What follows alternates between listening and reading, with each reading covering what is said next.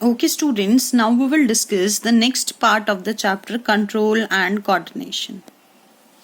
एको देखो बेटा, reflex action को समझने के लिए नेक्स्ट टॉपिक आपका रिफ्लेक्स एक्शन है। रिफ्लेक्स एक्शन को समझने के लिए आपको एक छोटी सी स्टोरी सुनना बहुत जरूरी है।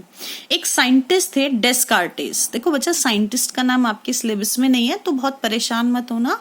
साइंटिस्ट थे डेस्कार्टेस। डेस्कार्टेस ने एक छोटी सी चीज नोटिस की। डेस्कार्टेस के पास एक डॉग था।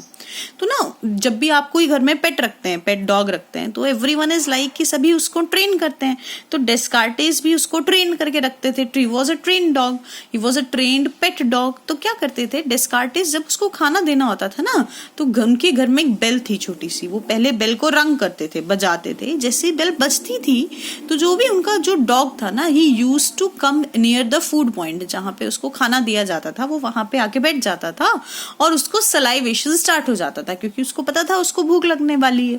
देखो बच्चा, फिर क्या हुआ, रोज रेगुलर बेसिस पे उसके साथ ये काम होता था। जैसे ही उसको भूख लगती थी, फिर वो वहां जाता था, डेस्कार्टेस बेल बजा चुके होते थे, फिर उसको सलाइवेशन होता था, डेस्कार्टेस खाना डालते थे और वो खा लेता था, उसका पेट भर जाता था।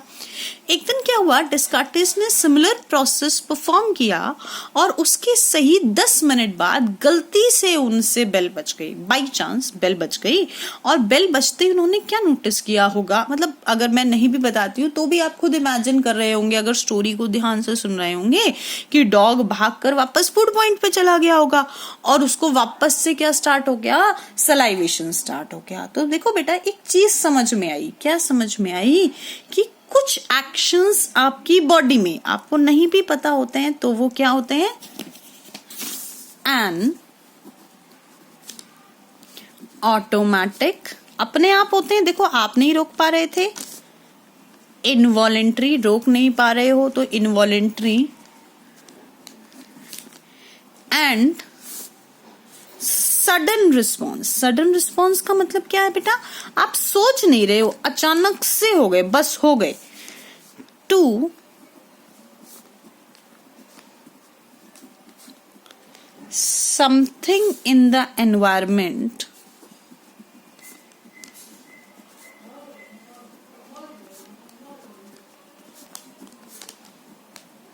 is known as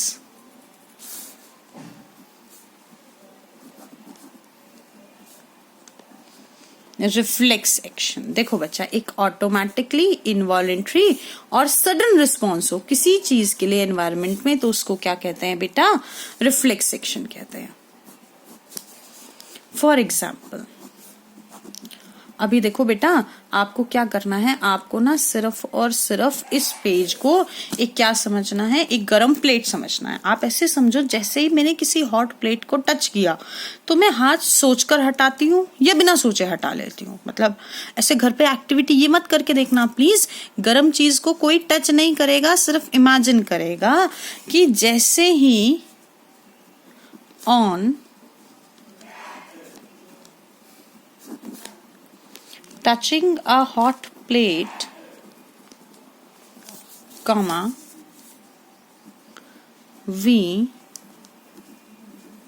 suddenly remove our hands back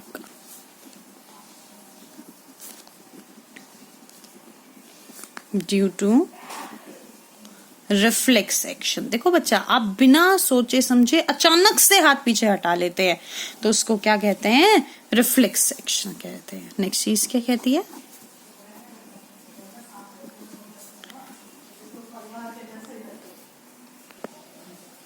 next चीज कहती है path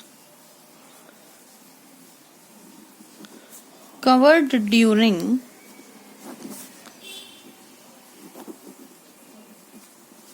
reflex action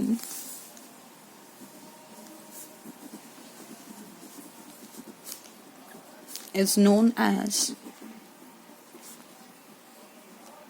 reflex arc, उसको क्या कहते हैं बेटा? रिफ्लेक्स आर्क कहते हैं। बेटा ये आर्क वर्ड ARC आप लोगों ने ऑलरेडी मैथमेटिक्स में पढ़ा हुआ है।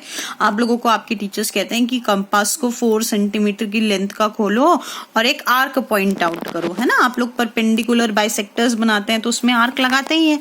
तो देखा बेटा, आप आर्क मतलब पार्ट ऑफ अ सर्कल की तरह याद रखेंगे, तो मतलब एक छोटा सा रास्ता कवर होना ऐसे, ठीक है ना। तो उसको आप क्या कहते हैं? रिफ्लेक्स आर्क कहते हैं। अब जरा समझना प्लीज रिफ्लेक्स आर्क कैसे है। सबसे पहले मैसेज चलेगा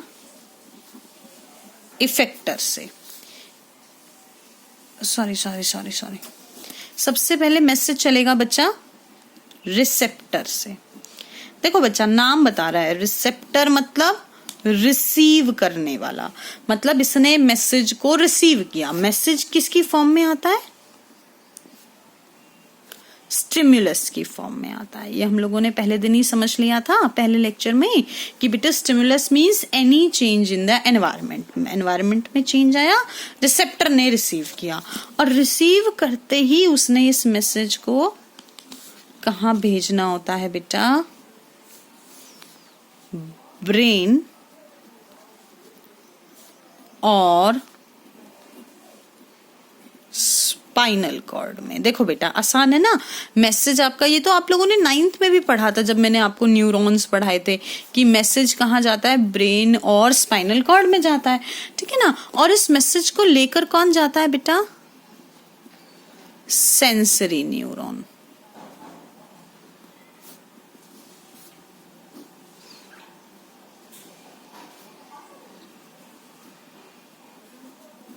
सेंसरी न्यूरॉन। देखो बेटा याद रहेगा, रिसेप्टर क्या होते थे? रिसेप्टर होते थे आप लोगों के सेंस ऑर्गन्स। तो सेंस ऑर्गन से मैसेज कौन सा न्यूरॉन लेके गया? सेंसरी न्यूरॉन लेकर गया।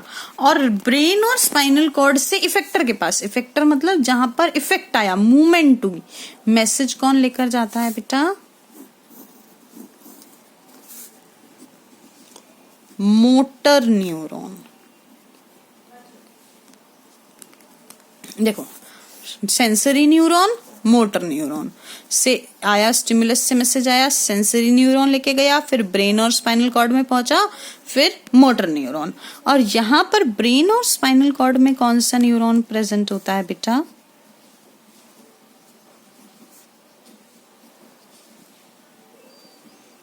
रिले न्यूरॉन प्रेजेंट होता है। देखो आपको समझ में आ गया होगा। आप लोगों ने नाम सुना होगा रिले रेसेस का ना। रिले रेसेस क्या होती हैं? ऐसी रेस होती है जहां से एक इंसान एक चीज उठाता है, वो भागता है और दूसरे को पकड़ा देता है। एक स्टिक सी होती है, 4 लोग मिलकर रेस करते हैं। तो आपको पता है एक से दूसरे को पास कर देना, सेंसरी से मैसेज को मोटर को पास कर देना, that is the relay neuron. इस टॉपिक को नेक्स्ट हम फर्दर नेक्स्ट वीडियो में डिस्कस